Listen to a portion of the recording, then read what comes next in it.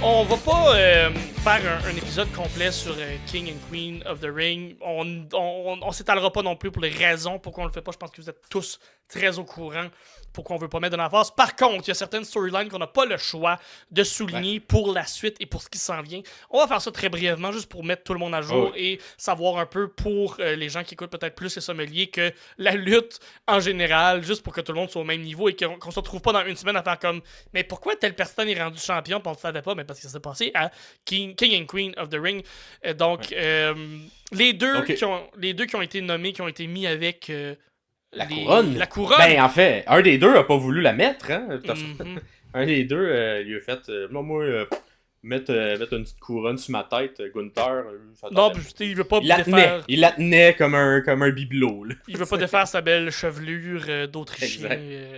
Roi général, peu importe, le général roi, là, de... Fait que c'est Gunther qui a gagné contre un Randy Orton, qui lui venait de battre Tamatanga.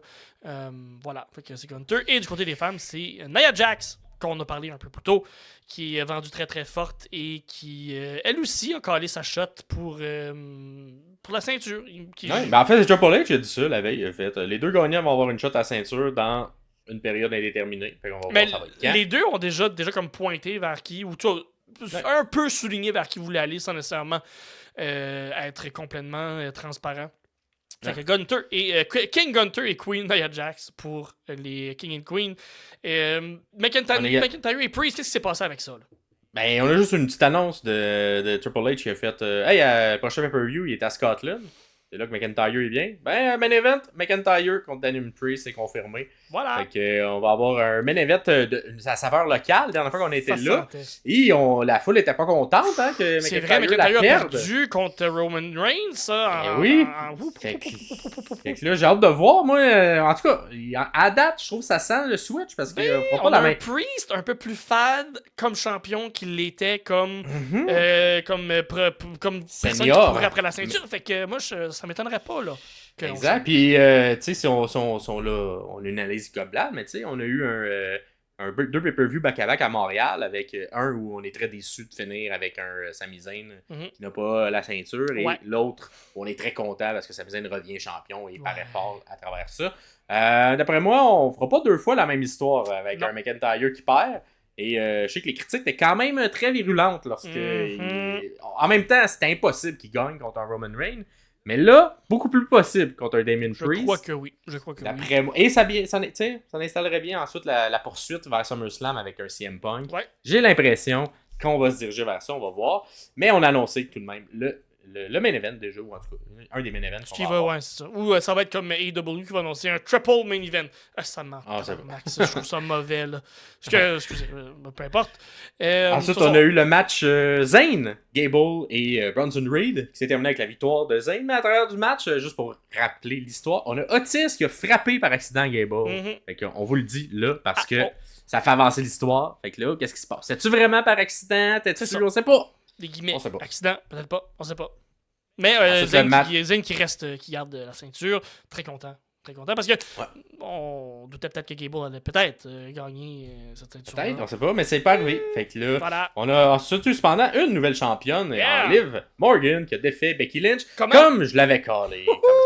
Comme Pierre-Paul également l'avait callé dans les commentaires. On était deux à le caller. Pierre-Paul, cependant, t'as pas eu le fait que Becky allait faire un heel turn à ce moment-là. Ouais. Mais quand même bien. Cependant, au niveau de l'histoire, ce qu'on nous a raconté, ça aussi, on l'avait collé il y a quelques semaines, mais on voyait souvent Liv avec Monsieur Dominique Mysterio. Sauf que là, il l'a aidé à emporter, mais de la manière qu'on a vendu le tout, il était comme pas content. Pas certain, il a fait comme par défi. Il savait pas trop.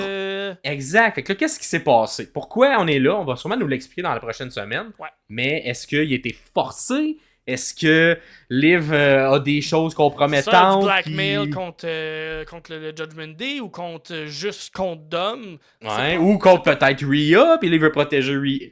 Fait que moi, ce qu'on fait avec tout ça, genre de voir, on s'enligne vers quoi? Et c'est là qu'on disait en début d'épisode, hein, on aura peut-être un nouveau match lors du retour de Rhea, qui tournera peut-être pas juste autour de la saison, va peut-être tourner autour de Dominique Mysterio, qui va remporter Dominique Mysterio entre Liv et Rhea. Moi, j'aimerais beaucoup à voir oui. ce match-là. Ça serait très bon. Oui. C'est un bon rappel aussi du passé. Et sinon, le spot, selon moi, de tout ça, vous pouvez aller juste regarder ce spot-là.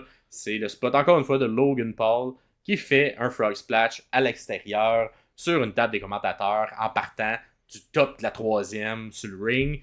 Et là, t'avais un drone qui filmait en 360 tout le long. Wow. Super bien filmé. Allez juste voir ça. C'est une séquence de 15 à 30 secondes. C'est un petit short que la WWE a mis. Mais ça look, encore une fois, Logan Paul. Il est efficace dans ce genre de spot-là.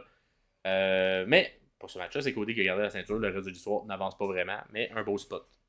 Et ça fait le tour de notre résumé de King, Queen of the Ring dans un pays que l'on n'aime pas. Donc, vous pouvez leur dire dans les commentaires pourquoi vous n'aimez pas.